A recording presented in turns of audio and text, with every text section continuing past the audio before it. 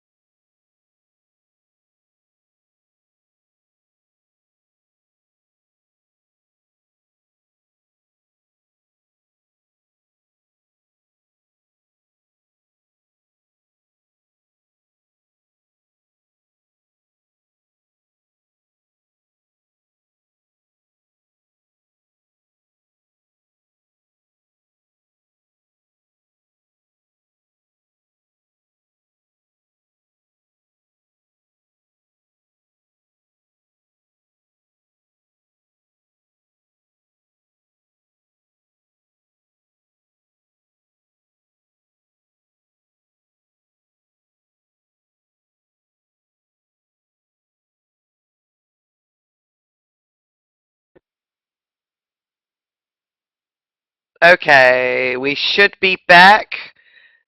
Should be back with the sound as well. Yeah, there we go. Sorry, ladies, there was that internet glitch. I just have to remember. Here I am. Yep. Just have to remember to switch the sound back on again. It is a little bit of a pain, so I'm really hoping that we won't have too many more glitches for the duration of the session this evening. That's one of those things. Just by the way, for those of you that are not familiar, we have had some enormous solar flares in the past week, which does upset the geomagnetic environment and can impact satellites and communication at multiple levels. We are also in the UK at the moment, in various parts, suffering with what they are terming intense pollution smog, which can also have an impact, although what exactly it is remains to be seen. There are lots of stories about it. So back to the color workshop, and let's hope we stay stable. Yeah, so there's a lot of exercises during the 6 weeks. I give you a homework exercise each week, which is designed and intended to stimulate your own inner wisdom. This is the process that we undertake during the course of the workshop, is to stimulate and bring up from the unconscious your own deep inner wisdom and knowing and connection with color.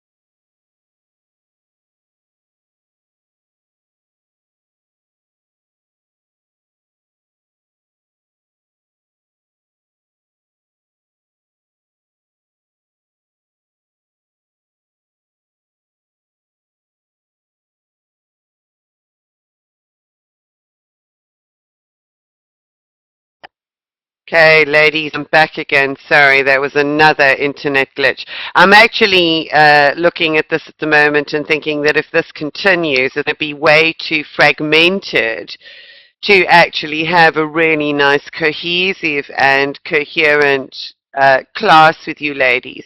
So what I may need to do is to reschedule a catch-up session if this keeps glitching, because it's otherwise it's just going to be too fragmented for you. So we'll see how it goes in the next 5-10 minutes or so.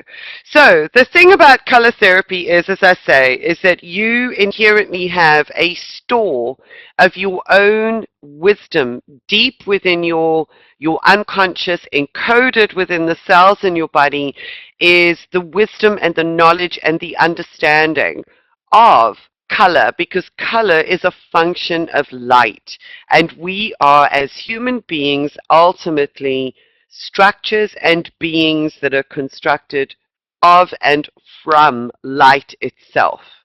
So what we want to do is to get back to that inherent understanding of who we are, and color provides us with a language to be able to access the fullness of the beings, the spiritual beings having a human experience that we are at our very core. And that's really what color does. So it does provide us with information at many different levels, as I said, physical, mental, spiritual, and emotional. So, you know, I often hear people saying, oh, well, green means nature, or green means growth, or red means passion, you know, and they will come up with like one word to describe a color.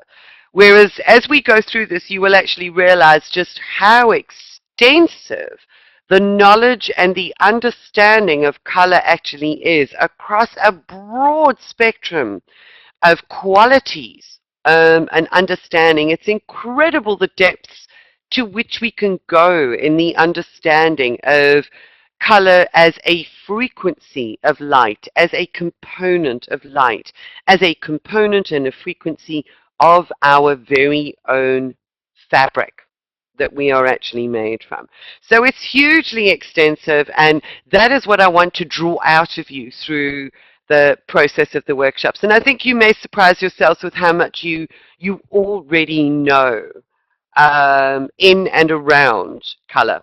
So working with color as a healing or a therapeutic tool is nothing new, really. It has actually been known about from time immemorial. For as long as we know, there are certainly records and there is evidence that color therapy was used as a very, very powerful and potent tool for healing in ancient Greece, in certain temples, certainly on the Isle of Kos and in many other of the islands.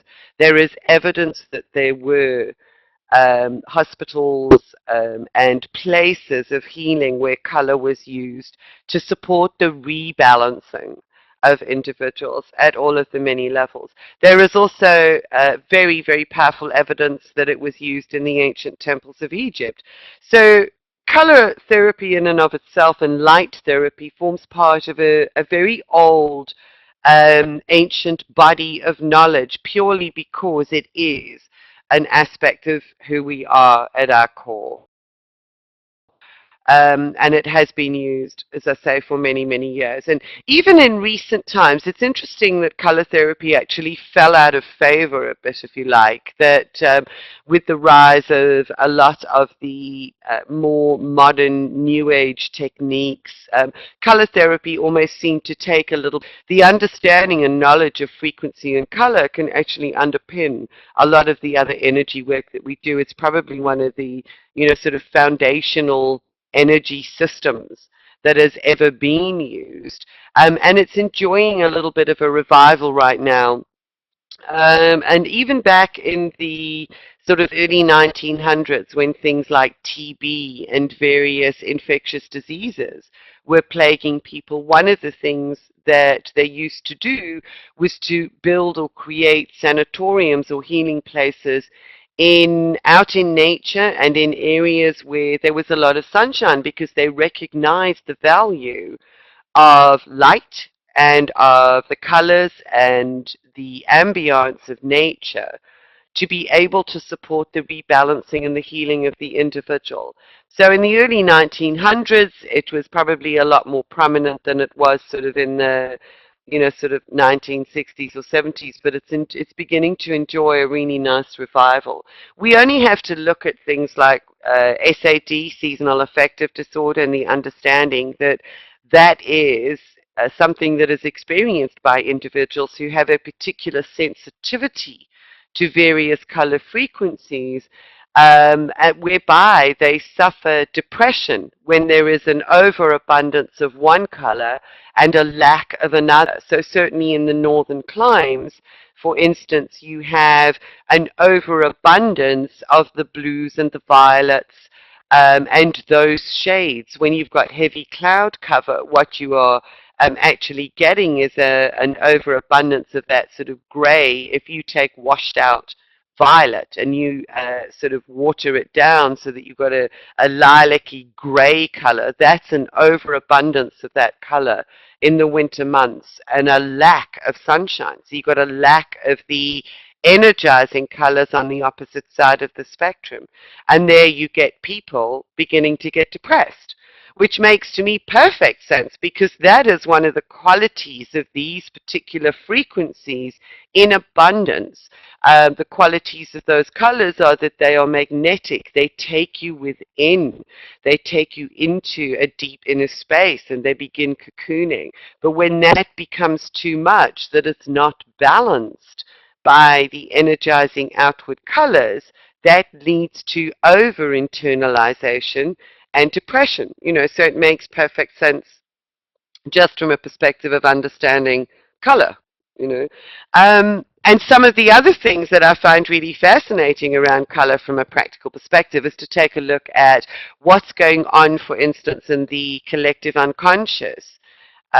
When you see the fashion colors appearing in the shops, because each season there is a different color from the palettes that is actually chosen or tapped into by the creators and those that are actually designing for the people out there. And the colors that they choose for each particular season tell an incredible story about what is needed. So the sensitives and the creatives are tapping into something that they perhaps don't have an in-depth understanding of in terms of the colors, but they just know that these colors are right for that season. So it becomes very, very interesting to look around you at the kind of colors that people are wearing, the colors that they decorate their homes with, because once you have a deeper understanding, it all becomes so much clearer. You are ultimately then able to communicate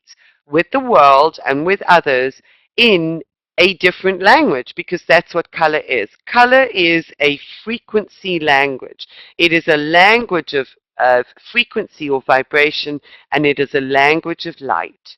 So it's beautiful to be able to expand on the way that you interact with and perceive the world. So it's a very, very broad subject. So from that little beginning, um, these are the colored oils that we generally work with if we are working in person, and these are recommended. They are a beautiful way to actually incorporate color into your physical form. So if there's a color that you don't particularly like wearing, but you know that there's a color that you need, then to actually utilize the colored oil by applying it to your skin is a wonderful way of absorbing that particular energetic frequency. So this is the range of 13 colors that Penny Duplessis developed. This is the base range, and these are called the oils of transformation.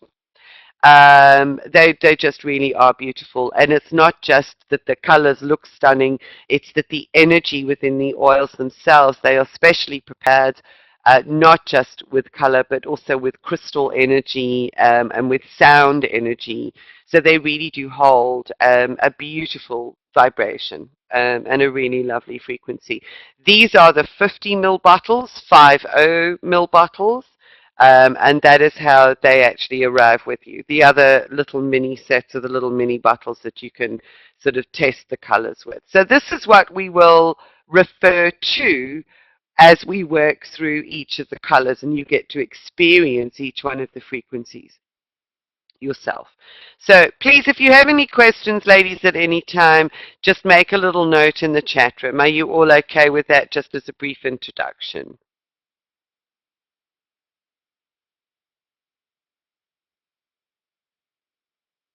Okay. Now, in your workbooks, okay, thank you, Anne. In your workbooks, you will see that you have a colored print of this particular color mandala.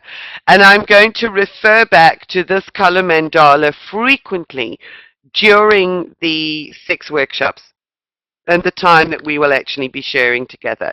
Because this color mandala encompasses a lot of wisdom and a lot of information actually about color itself. Now, I just want to have a look down. No, I haven't actually got that here. Don't mind me, I talk to myself sometimes when I'm teaching. Okay, so we will use the color wheel to have a look at the build-up and the components of various colors. We'll also use it to go back to over and over again to highlight the complementary nature of certain colors, how certain colors work with each other in a very, very beautiful and very powerful way. So it's worth, you may want to even take that image that's in your workbook and blow it up and make it into a little poster and put it on your wall, because it is absolutely fabulous. So there's an initial exercise that I'm going to do with you now before we go into any more information, and that is to see what color is actually relevant or important for you at this moment in time. So here's two questions. So I want you to, before we go into the exercise itself, just look at the mandala and just note which color is drawing you at this moment in time. If you had to look at that, you would look at that and go, oh, I really like that color. Which color would you be drawn to? So you can make a little note in the chat room.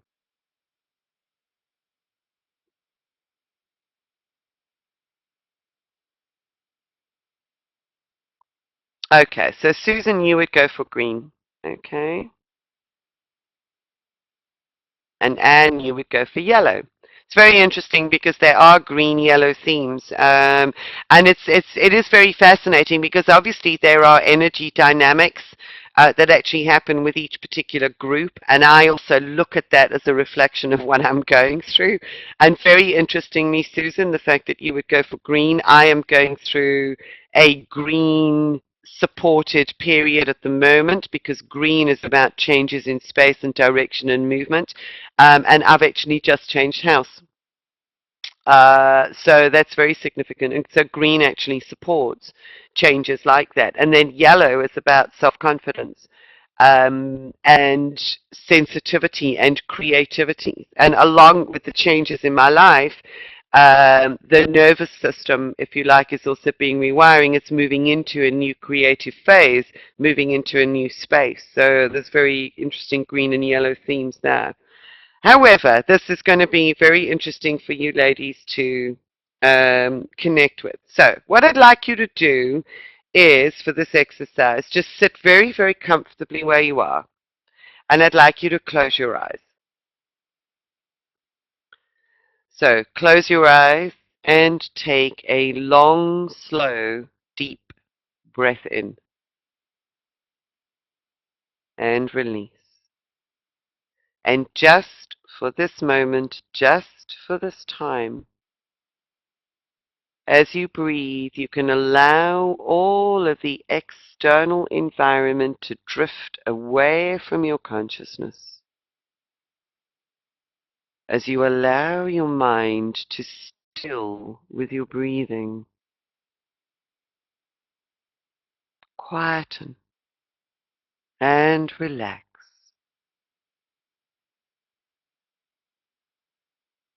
Breathe in and out deeply and rhythmically.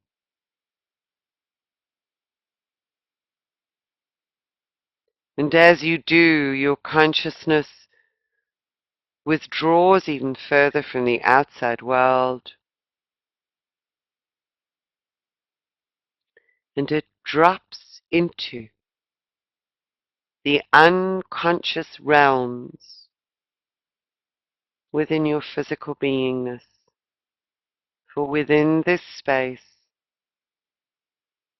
is encoded all of the wisdom of the ages, the wisdom of your far distant ancestors, the wisdom of the knowledge of light,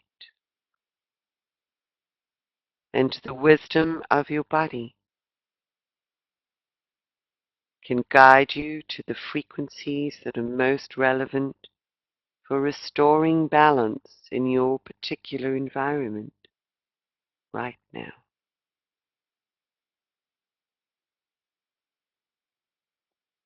So just breathe as you allow yourself to access that wisdom. Allow your body to communicate to you. Notice where you may be feeling certain discomforts or any areas that are uncomfortable or that draw your attention in your body.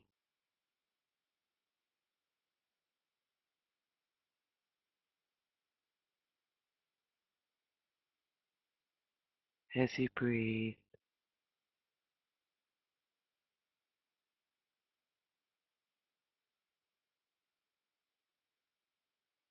and when you open your eyes now and gaze upon the mandala, your eyes will move to the color that is most relevant and pertinent for you in order to restore a measure of harmony to your body, your mind, your spirit,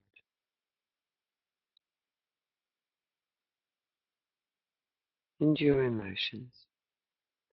So take a look at the mandala now and have a look. Make a note of what color you are drawn to.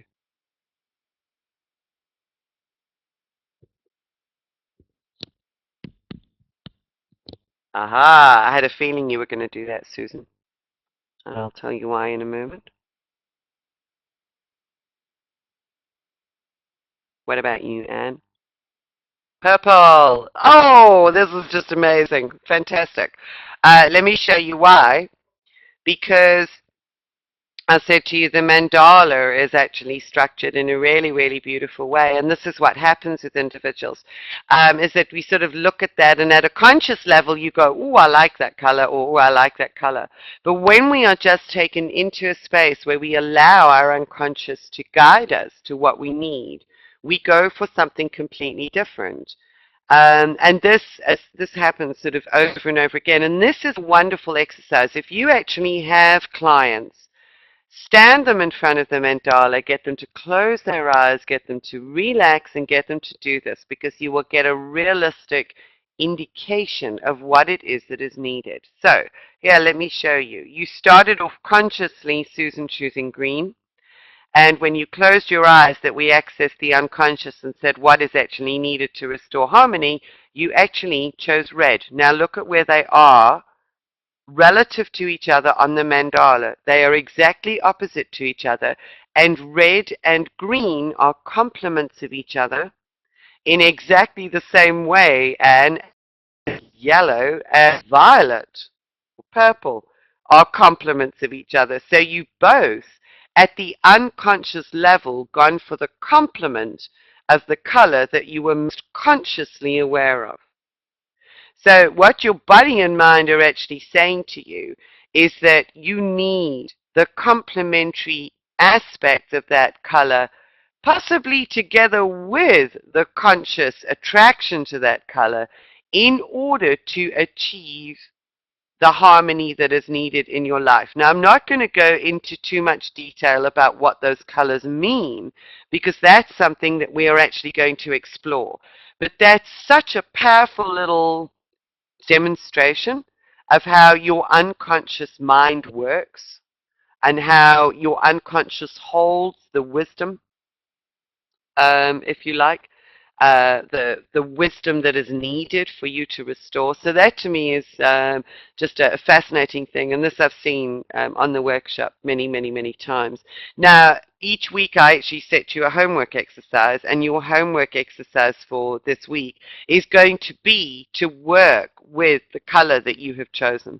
Now, I want to ask you a quick question, because I said this is actually interactive as well, is how do you feel when you actually look at the color that you've chosen after that very brief breathing exercise?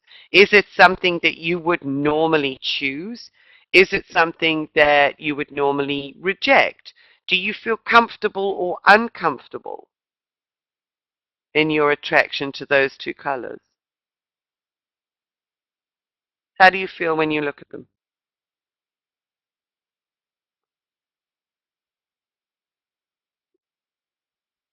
Because it is very revealing. One of the ladies on one of the previous workshops had actually said she went exactly the same. It started off green and red, and she went for red at the unconscious. And she says, but I never wear red. I don't like red. You know, I just don't feel comfortable around red. And it was a real challenge for her to work with it. But very, very powerful insights that she got from it. Are you able to type it all, Anne, seeing because I see you're actually on a mobile device? So red is not one that you would normally choose, and you also never wear red. Yeah, it's very interesting.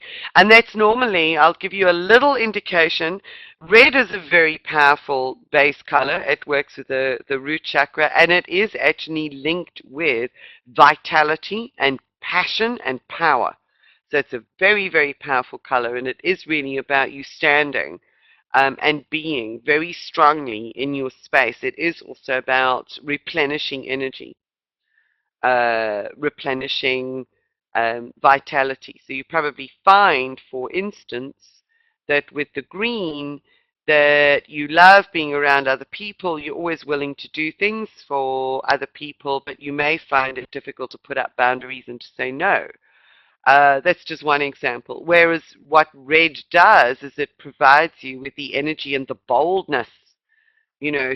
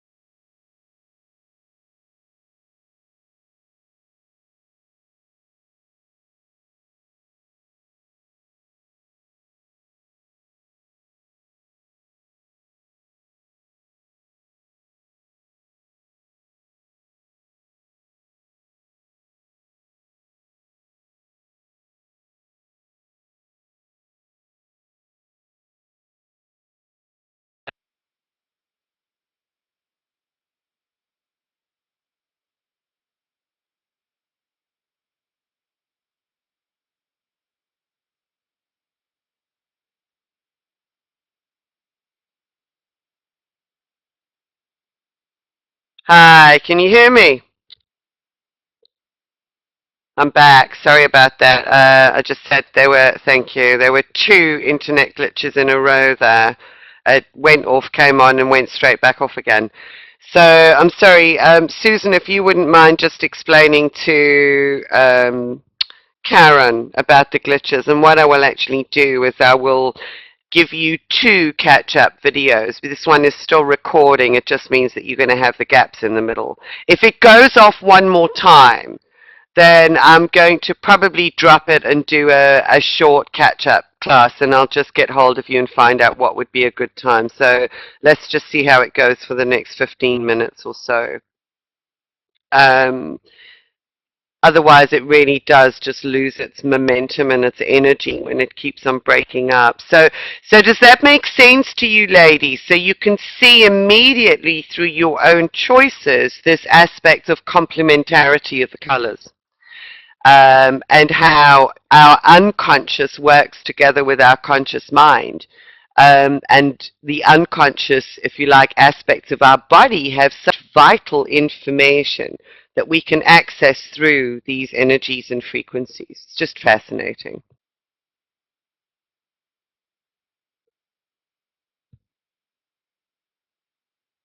And this is one thing that I find a lot of sort of basic color teachings maybe don't acknowledge is this aspect of using complementary colors with each other in order to restore and bring about harmony.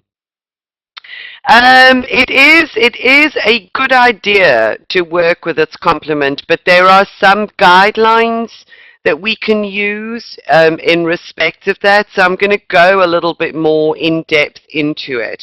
It really depends on what is needed, because sometimes what the conscious mind is drawn to, where you keep on going for one color over and over and over again, it could mean that there is an overabundance of that frequency within your environment, within your space. So an overabundance of green, for instance, what neutralizes green then, if that is overstimulated, is its complement. So that's where we would start, looking at some of these patterns, because essentially our life should be a journey through the rainbow of color. So we will move in and out of preferences for different colors. So if we stay stuck with a preference for one color all of the time, the likelihood is that there then becomes an overabundance of that, that we have swung in polarity with that color. Then what we need is what the unconscious gives us, is its complement in order to balance. So I'm going to talk a little bit, and there is some information in your workbook about this aspect of polarities as it links with the main chakras that we work with as well. So that I find is one of the insights that a lot of, some of the basic teachings actually don't provide. Does that make sense, ladies? Are you okay with that? Yeah. Okay. This little image here is just a very brief demonstration, or a brief little graphic depiction. I'm sure you guys have seen something similar in many different ways, that reveals to us the level of the conscious mind versus the profound reservoir of the unconscious. That which lies beneath, and this is the iceberg. It's like 1/10 and 9/10. So 1/10 of our thought processes, our available or accessibility, if you like, in respect of our understanding of color, is there in our conscious mind. The rest is an incredible reservoir of wisdom and knowledge. This is all our ancestral knowledge. This is the collective unconscious. This is where we connect in with the wisdom of nature, with the vastness of the planetary grids, with all of the accumulated wisdom of the ages. So this is an incredible untapped reservoir, but we have access to this, and this is where a lot of our understanding of color actually resides. So what we do through this particular workshop is we work on bringing more of this wisdom from the unconscious up into the conscious. Okay, so we reduce the size of that iceberg. We effectively start melting some of the ice, that we become part of the reservoir or the pool of flowing water rather than this frozen mass, essentially. So there's an analogy for you. So that's what we do. We're working to tap into that unconscious reservoir and make it conscious. Okay, if we look at, here's just basic science. We want to talk about frequency and wavelengths in respect of color. And I love this because this aligns so much with the work that I do with my own personal work with the diamond light grid, if you like. And here you've got a pyramid, which is a prism that is actually reflected in the surface. So you don't just have a pyramid when you look, you actually have a diamond or an octahedron. And what we are, we as human beings are living prisms of light. So our ultimate source is the purity of that source light. So it's that beam of light from the divine, from the creator. And our diamond or our diamond light grid, those diamond facets or prisms of our energetic beingness, take that light and actually refract it out into all of the colors of the rainbow. And the colors always appear in a certain sequence and in a certain order because of their wavelengths and frequencies. So as the pure light hits the medium, so as the light from source hits our physical body, it splits up into those frequency colors. So the frequencies of the various colors. And you will see that obviously we start off with the color red, which comes in at the low end of the frequency spectrum, which means it actually has a very long, slow wavelength. And you gradually increase that until you actually come here to violet, which actually has a very high, fine, fast frequency and a high wavelength. Okay, so that is, we are living prisms for source light that actually splits up light into its respective components or colors. And that we've all seen done in scientific experiments at school. So let's just have a look at the electromagnetic spectrum, because this also gives you some indication. When we talk about the language of light, we tend to talk and relate to it essentially in respect of just the light that we can see, the visible light spectrum. And if we look at the entire electromagnetic spectrum and the wavelengths that it actually represents, visible light is really one very, very tiny, narrow band within that electromagnetic spectrum. So this is what physical visible light is actually comprised of. But light itself is also that which is not visible in terms of our optic nerves being able to interpret or to perceive it. Our bodies and our physical beingness can actually perceive and connect with many, many other frequencies in the electromagnetic spectrum. Just because we can't see them doesn't mean that they are not also aspects of light. So the language that we actually begin to learn through this workshop is really just one small component of the language of energy and the language of frequency, which is far more extensive. As well. And by the way, you know, we think that we see with our eyes, when in fact our eyes are just the conduits. Our eyes connect with the optic nerves. They take in those frequencies and the brain decodes that frequency so that we interpret it as a specific color. And that is how it works. So it's not our eyes that see, it's our brain that sees. in a sense.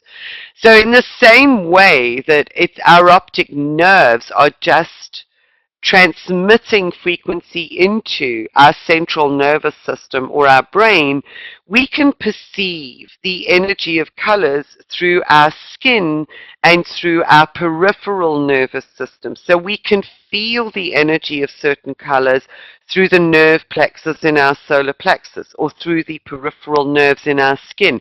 And that information is transmitted as frequency information back into our bodies, where it is interpreted in terms of its meaning in many different ways. So being able to look at a color or a wavelength and say that is red is only one part of the story, because our body is interacting with that electromagnetic frequency in a different way, and our body interacts with that energy, and our body might go, unconsciously, oh, that means power, I don't like that color, oh, I feel uncomfortable.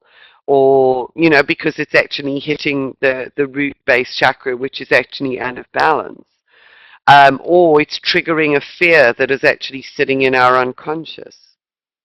So our entire being actually interacts with these electromagnetic frequencies in a multitude of ways. Does that make sense? So it's something that really involves our whole nervous system, and not just our eyes. So our eyes are just one way of perceiving it. So what we have, you know, again, you can see these are, um, as you have, look at this graph here, I just wanted to highlight this. As you increase the wavelength of a frequency, or increase the wavelength of a particular aspect of the electromagnetic spectrum, you find a decrease in frequency. So increasing wavelength means decreasing frequency. And on the opposite side, you would be decreasing the wavelength this way and uh, increasing frequency. Okay, so the frequency increases as the wavelength decreases, on this side of the spectrum. So just to put that into perspective with a workable analogy, is that we often use the analogy of waves crashing upon a beach. Okay, the red, which are high, or if you like, high wavelength or long wavelength waves, and low frequency. These are like the big waves that start out at sea. It takes a lot of energy to get them going, and they don't come in that often. But when they do, because they've built up a lot of energy and power, they come crashing. So you might even want to think about it as a tsunami, you know. They don't happen very often, but boy, the long wavelength actually holds an incredible amount of power in it that's accumulated before it actually rises up to the next wave. So these are like the big rollers that have a lot of energy. And as you move through the spectrum, and you move up the spectrum into the violet aspect of the spectrum, you find that these are then, like if you've got a sort of a quite a calm day without those big rollers sort of disturbing all of the energy, you find these tiny little waves that lap very fast and frequently upon the beach. So those are high frequency, short wavelengths. So these are long wavelengths, low frequency, and these are high wavelengths, short wavelength, high frequency. So low wavelength, uh, high wavelength, low frequency. These are high frequency, short wavelengths. Okay, so they come very, very often, and they short little waves, and they accumulate. And I think that's the power of these. That's the difference in the quality of those particular energies, is that this is like one massive powerful dump or burst of energy, like the red energy actually is, which is why we are very often afraid of it, why we don't like red, or a lot of us don't like red or don't feel comfortable with it. Whereas these are You know, it doesn't feel like a heck of a lot, but it's a persistent lapping of this frequency. It's these persistent nudges that are saying to you, it's that there's something that actually needs to be addressed. So this is more like an irritation. In a sense, it can actually feel that way. And that's when we start going through the transformation process, because violet is a color that's associated with transformation. And when that starts, it's like a little niggle. It's a niggle that starts within that says, I don't know what this is, but there's something that's not right. There's something I need to do. There's something that needs to change. And it's this persistent little niggle that really initiates and begins the process. But in order to see it through, we need to access and harness all of the energies across the color spectrum. Does that make sense, ladies? Just in terms of frequency and wavelengths, just using the wave analogy, I hope that does. Yep, you're okay? Great. So, what I want to do quickly now is to just have a look at the way, okay, I see Susan's typing. That's okay, Susan. I didn't know if you had a question or anything before we move on. Oh, you've got to go. Okay. Well, we'll obviously record the balance, and you can actually catch up. I'll have it up on the website either later tonight or first thing in the morning. So you'll actually have it by tomorrow at the latest. It really just depends on the internet availability and the ease with which it's actually downloaded. So thank you, Susan. There'll be about another 30 minutes for you to catch up. Okay, great. Thank you. I will connect with you again. Cheers, Sue. Look forward to connecting with you later. Okay. So let's have a look at the way that colors are actually made up, because this becomes very useful knowledge when we are doing things like color readings.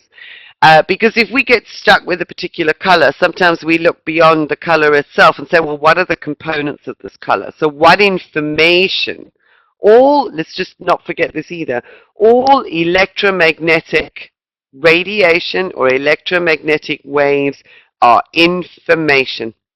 So X-rays, just go back to this for a minute. X-rays give you information when they shine on the body. They can give you information about the body because of the nature and characteristic of those waves.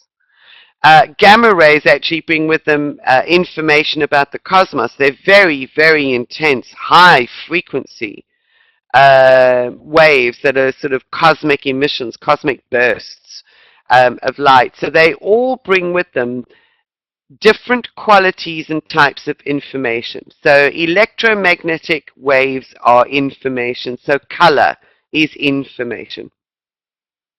So when we actually work with a color, we may want to look at what the components are in order to be able to access and understand the various information streams or qualities that have been brought together in that particular electromagnetic frequency, in that frequency of the spectrum. So what we do when we look at this is we acknowledge and understand that color is basically, it starts off with three primary frequencies that cannot then be, what's the word, subdivided, if you like, or broken up into any constituent parts. So this we come down to the living trinity, if you like, you know, this ultimate power of three that comes through over and over again in the prism, in the understanding of life, in some of the spiritual contexts. We always talk about the tripartite nature of things, and it's the same with understanding color. So the three primary colors in the spectrum we know are yellow, blue, and red. And it is varying combinations of those three colors which go to make up the whole rest of the spectrum. So yellow, blue, and red are the three primary colors. So we know those. Nice, bright, very clear, very definite primaries. So there's your three primary colors. So what happens is if you mix two primaries together, so you've got a 50-50 mix of colors of two primaries, you get a secondary color.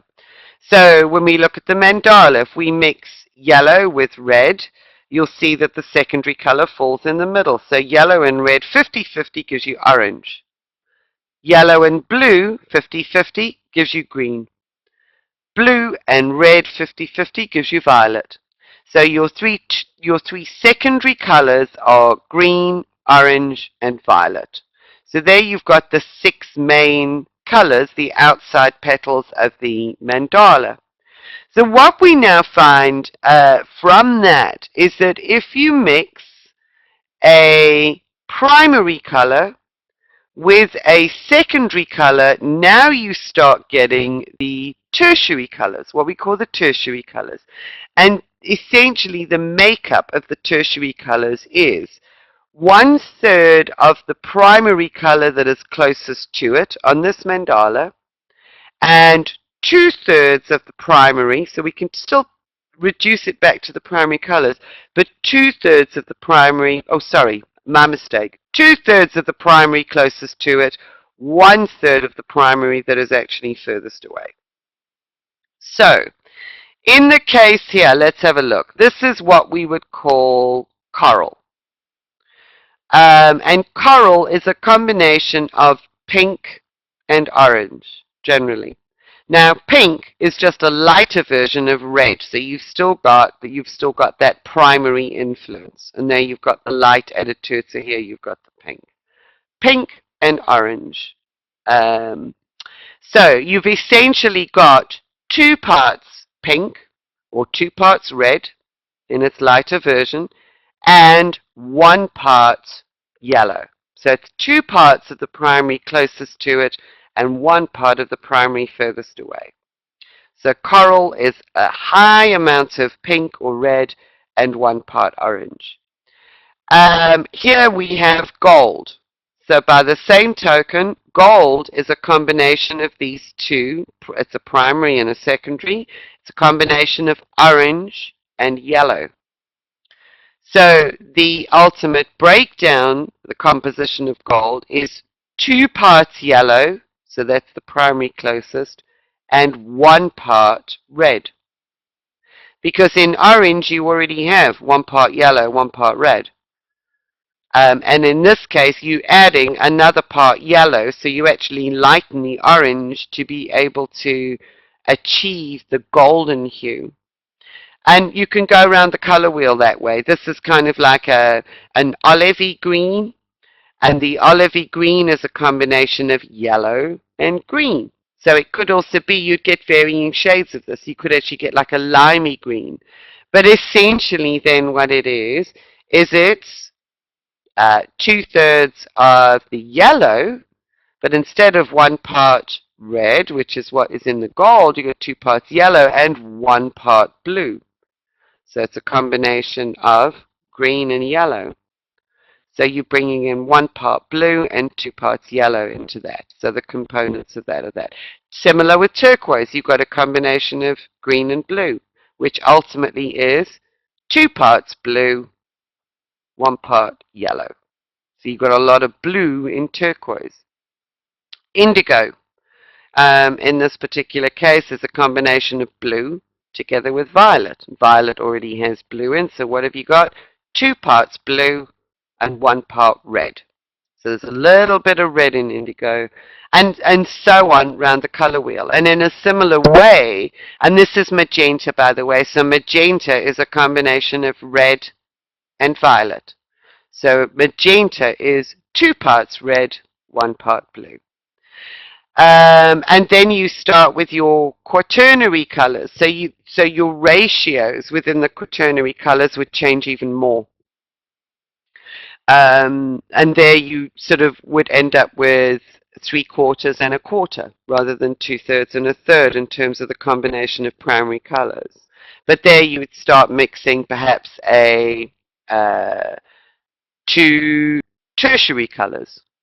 So if you mix this, if you mix sort of lime green with turquoise, you get a beautiful kind of aqua color here. So here you've actually got 3/4 blue, 1/4 yellow.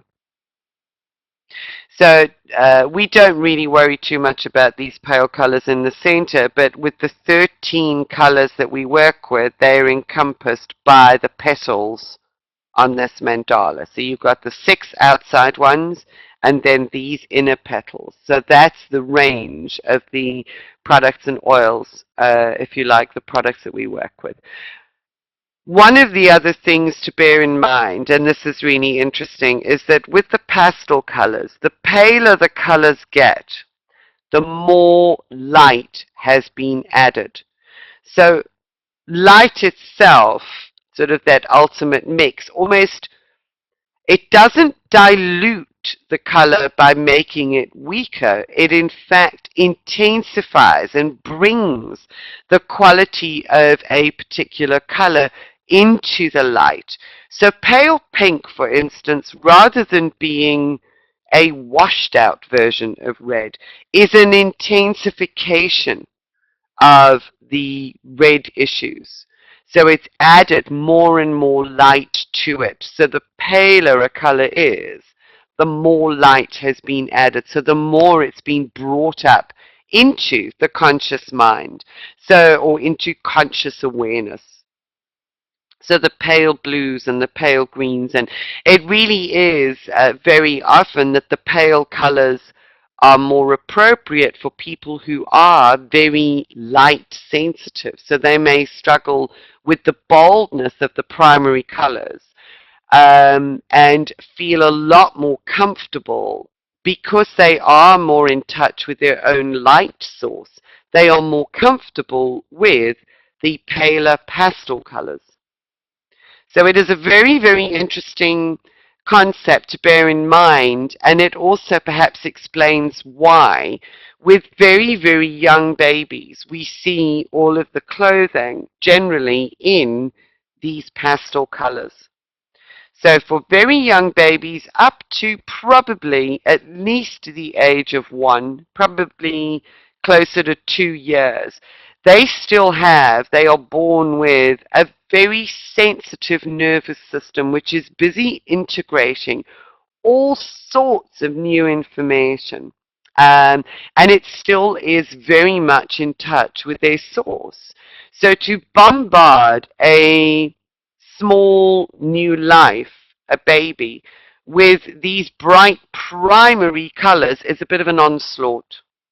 What we really do need to support them with the sensitivity of these much, much paler colors until they have a stronger nervous system that enables them to move beyond this into some of the more definite colors, into the strength of each of those vibrations. But bear in mind that they are still very close to their source. So there is a lot of light, and we know that with babies, that there is a lot of light that shines through them before they start being programmed. And all programming as we start developing is linked with the respective frequencies of colors, and that's how the chakras and the energy centers really then do begin to develop patterns that we deal with later in life. So colors can tell us an enormous lot. And it's interesting because I think there was a trend some years ago to go for really bright primary colors in a baby's nursery. And it would have been too much, actually, for babies and their nervous systems until they were probably close on 2 years old. It's then that they would be able to start coping with some of the brighter primary colors. So that's just a little interesting bit of information. Does that make sense, Anne? How are you with that? In terms of understanding the makeup of colors, are you okay? You can review it on the video anyway, sort of in the review session. The reason why it becomes important, I think, to understand that is that sometimes we look at violet, and we tend to think of violet as just being, because it's a high frequency color, it's at the top end of the spectrum. But we forget that violet also embraces and encompasses red, so that there is an element or an aspect of the root chakra energetic frequency of action that's associated with violet. And it's when it's out of balance that we actually forget about this red component. So it is very interesting to look at the components of the colors, and it helps us to be able to interpret and understand what that actually is communicating to us from the way that the color is actually made up. And it'll hopefully make more sense as we go along. So as long as you're comfortable with that, I'm just going to run through the concept of the chakras and the colors and polarities. And then I'm going to leave you to read through that in your workbook between now and next week when we get together. So we know, let's have a look at this. Let's have a look. Now, the chakra chart is also in your workbook. And this is just a wonderful way of understanding the extent to which we literally are a living prism. So you can see it's a lovely picture that Penny's actually had developed. You can see behind this woman this wonderful white light, which is who we are, broken down by the chakras into the prism, the rainbow of colors. So the red, or the low frequency energy, which is a very, very powerful color associated with the root chakra, doesn't only govern the root, it governs the whole of the lower part of the body, right down to the feet. All of this physical aspect or element of our body is governed by the red, by that frequency. Orange governs what we call the sacral chakra, or the sacral center, which takes us sort of up to just above the level of the hips. And obviously we've got the overlap here. We don't show the band, but the overlap between the orange and the yellow is gold, which takes us up to about the area of the navel. And then we move up to yellow, which governs the solar plexus. The green, which actually covers the whole of the arms and the heart. So it actually also takes us up to the shoulders. It governs the lungs and all of the organs in that chakra area. So it's not just limited to this area in the center of the spine, which is a chakra. It governs the whole of this area of the body. Blue, we start coming into the neck and the jaw and the sort of upper shoulders. Indigo governs the third eye chakra in this area of the head, and obviously violet there. So you can actually see how we act like a living prism. Now, I'm also assuming here, Anne, that you've got some knowledge or understanding of chakras, which is why I'm not really going into too much detail there. Are you comfortable with the concept of chakras as energy centers?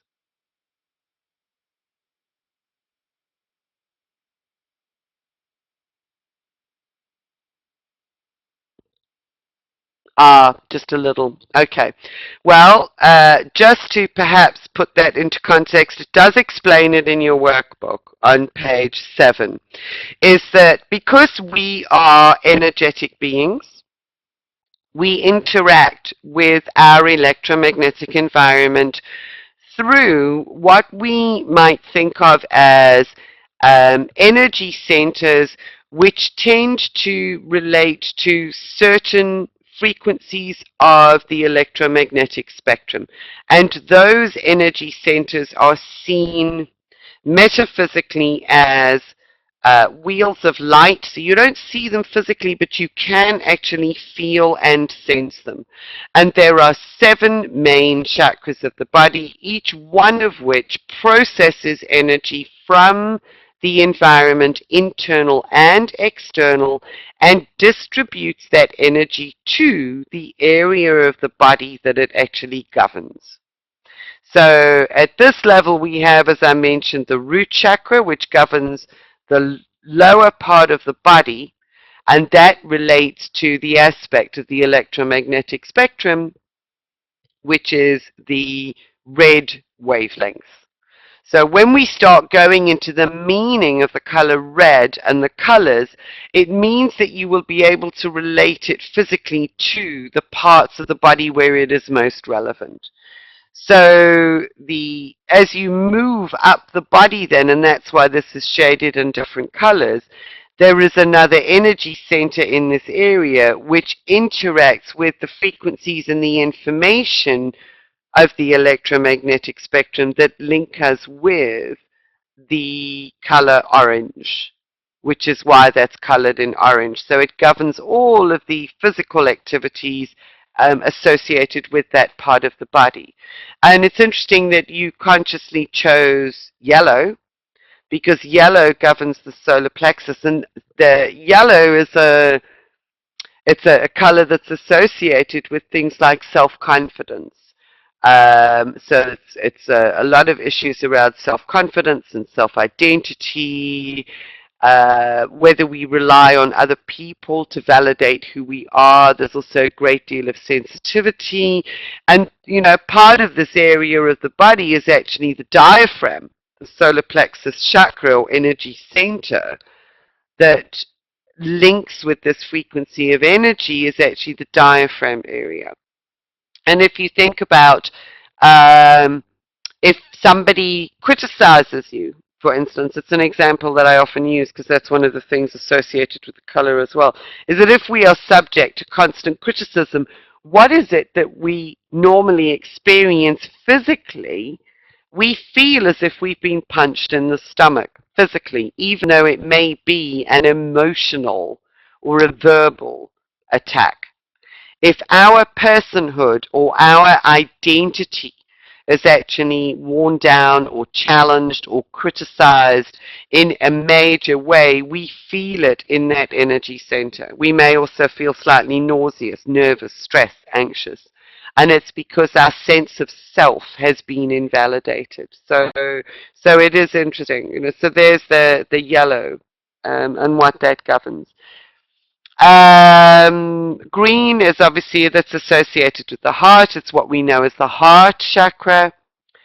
And then we come up here and we have what is known as the throat chakra, which is governed by the frequency of blue. So blue links us with issues of communication because of its association with this particular chakra. And then we have the third eye chakra, which is the home or seat of our intuition, of a lot of the body's master glands, endocrine glands, and associated with the brain.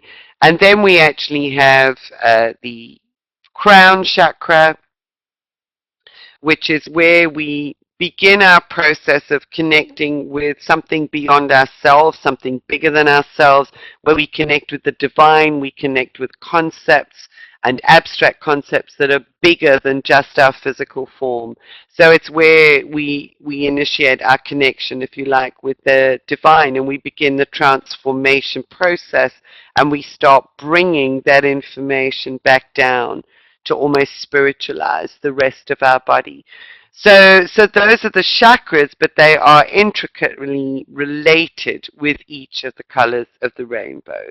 Does that perhaps give a little bit more insight? I hope that this is perhaps just a useful revision as well for Susan and Karen when they go through it. So the chakras are energy centers, and there is more detail on page 7 and 8 in your workbooks. Now, there is just one final thing that I just want to mention for this class, because there's a lot of foundational information in the first week, is that each of these energy centers, the ideal or the ultimate is that we operate from a perspective of balance and harmony. So what we really want is each of these centers to be operating very healthfully and in a balanced way, so that whatever information it actually brings in and processes through that center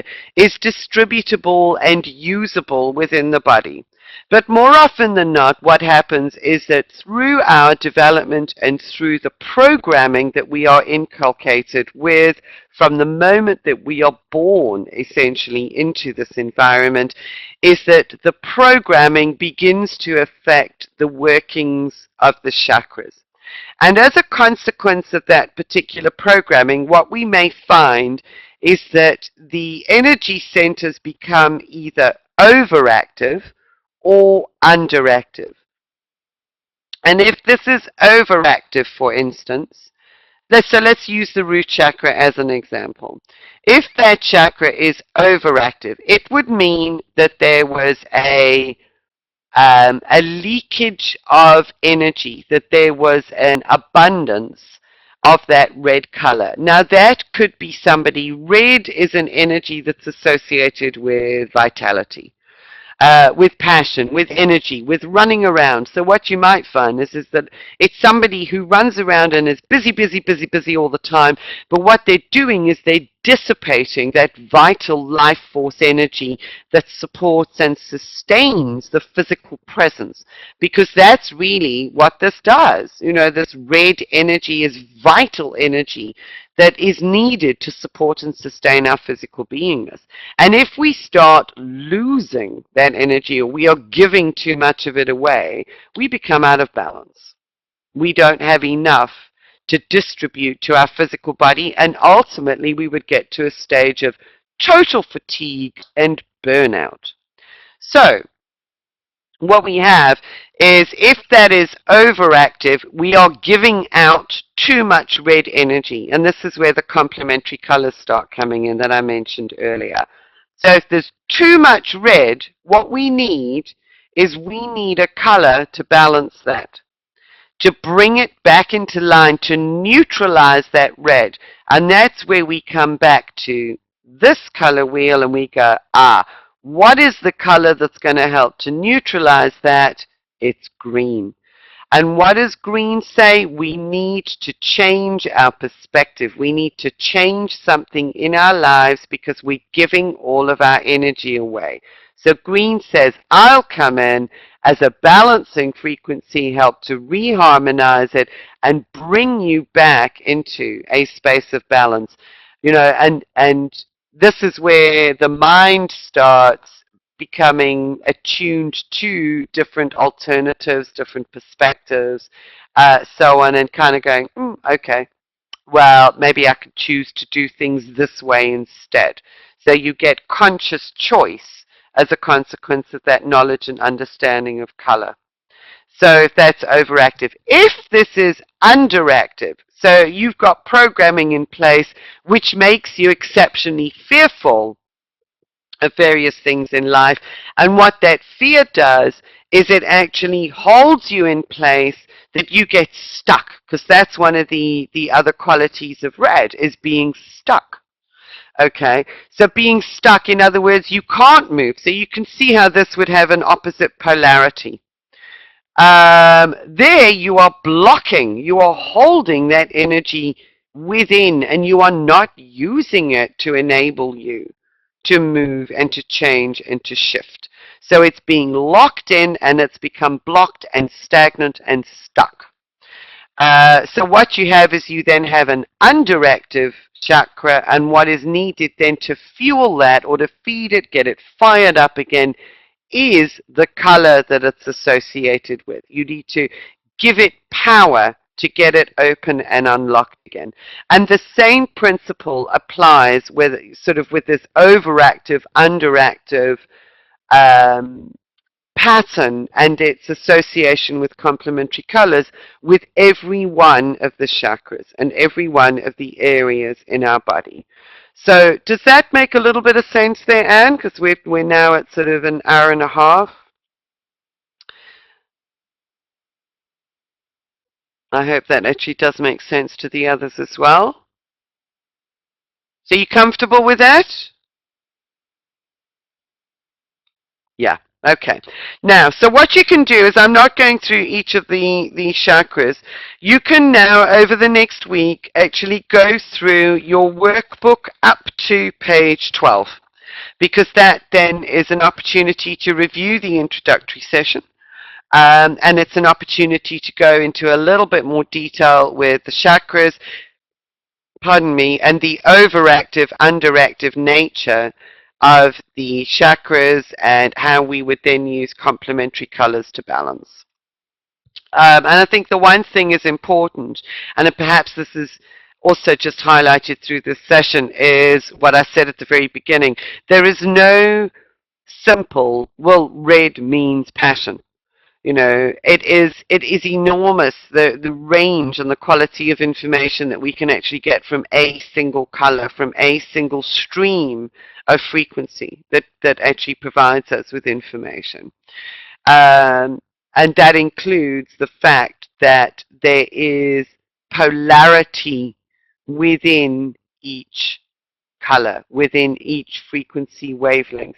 We, by the very nature of who we are, live in a world of polarity where we understand right and wrong and yes and no, and it is our job to be able to balance and harmonize all of those polarities so that we can actually hold everything within a state of perfect balance, and it's a lifelong journey. So within every one of the colors, there is the good qualities and the bad qualities. There are the overactive and the underactive aspects. So we look at the challenging aspects of each color, and we're going to look at the positive, beneficial aspects of each frequency, because the circumstances will determine which of those polar aspects are more relevant given a particular individual um, and set of individual situations or circumstances. So I hope that makes sense. So review your workbooks, and then the homework for this week. I will send you a separate sheet for your homework. But what I would like you to do is your chosen color, and where I say the initial chosen color, I want that to be the color that you selected after we did the breathing exercise. So it's not your first choice, it's your second unconscious choice, because your body is saying that it needs that color for whatever reason. So for Anne, for you, it would be violet. For Sue, it's going to be red. So take your chosen color and incorporate it into your lifestyle in as many ways as you can imagine. So some suggestions are in colored clothing. Whether you've got any clothing in that particular color, that could be outerwear, scarves, tops, underwear, gloves, whatever it might be. So you might want to just go and find a nice cheap scarf in that color and wear that scarf for a week. You know, I tend to do that because it's a very, very economical way of bringing the color in. And it's then fun to notice what color I'm drawn to at any particular moment in time. So bring it in your clothing. Bring it in your food choices. Okay, so you do get fruits that have that purple color, or the red color, you know, the berries with that lovely purple juice, um, grape juice, purple grapes, eggplant, brinjal, you know, whatever. Look for foods that you can incorporate. Potential room accessories or candles. If you can get a candle, lavender oil is also associated with that. We're now moving into the spring season, so flowers are a wonderful way of bringing that color into your environment.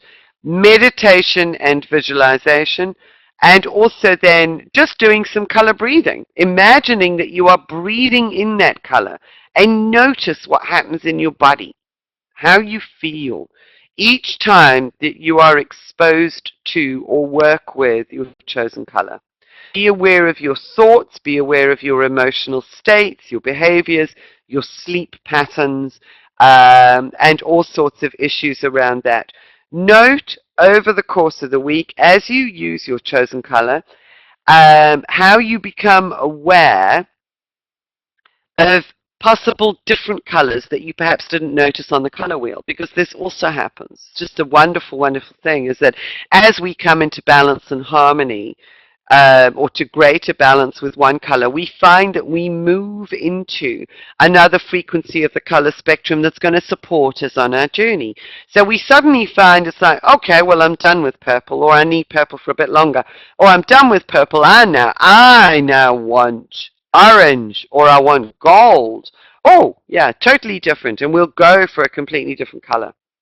But that's bringing us a gift at a very specific level. So take note of how you react and respond to those various color frequencies as you work with your own choice of color during the week.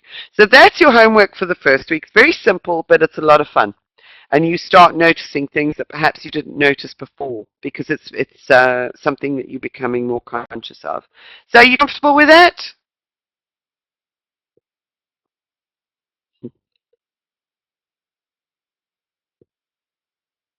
So that's great, and thank you. What I would like to invite you to do is if you have any questions just from the first week, then please feel free to email me. And depends on how busy I am at the time. Sometimes it may take me a little time to get back to you. But I hope that you've enjoyed the first class, the first session.